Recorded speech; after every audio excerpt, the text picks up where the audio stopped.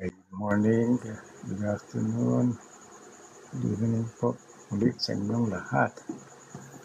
Narito na naman po ang iyong professor sa philosophy at theology. At ngayon na ako po ay magbibigay ng isa na naman pong lecture na bago po na may kinalaman sa Catholic apologetics. Okay. Thank you, Fran, for joining, and I hope matulungan niyo ako dito sa discussion na ito. I hope matulungan mo ako, Fran, with your Bible. Good evening sa iyo. Naririnig mo ba? Yes, Prof. Good evening po. Nag-drive po ako ngayon. Okay.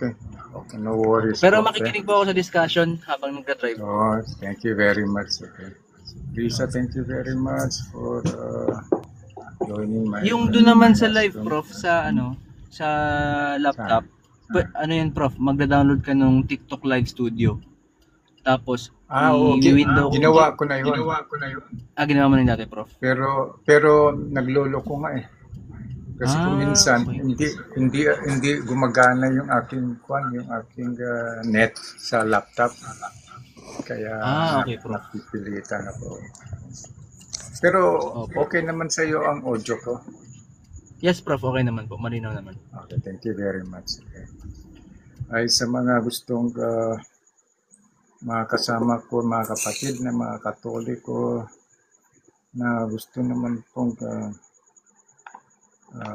magkaroon ng panibagong lesson po. Itong lesson po na ito ay isa pong subject sa theology po, seminaryo. Ito po pinag-aaralan ng mga magpapari po. Lyrica, thank you very much for joining.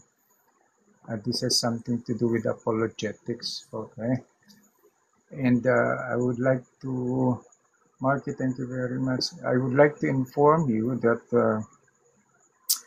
this Catholic apologetics po ay hindi po ito pang-atake, hindi expository po ito, comparative expository po.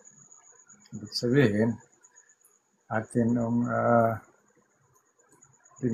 okay lang, Lyrica, by sharing this live to all our Catholic brethren is napakalaking mission nito.